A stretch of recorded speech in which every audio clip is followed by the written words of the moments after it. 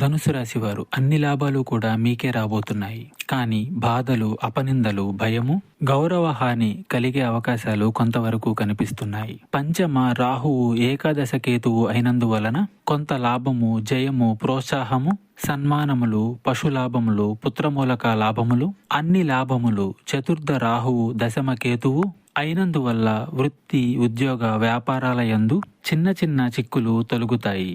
మాతృవర్గంలో పేచీలు, గృహమునందు చిన్న చిన్న అశాంతులు వచ్చే అవకాశములు ఉన్నాయి. కుజ అననుకూలతతో భూగృహ సంపాదన తగ్గవచ్చును, జాగ్రత్త. ఉద్యోగం చేసేవారికి 70-30% ఉండబోతుంది శని అనుగ్రహం. మీకు ఎటువంటి జ్యోతిష్య సమస్యలున్నా ఈ నెంబర్కు కాల్ చేయండి.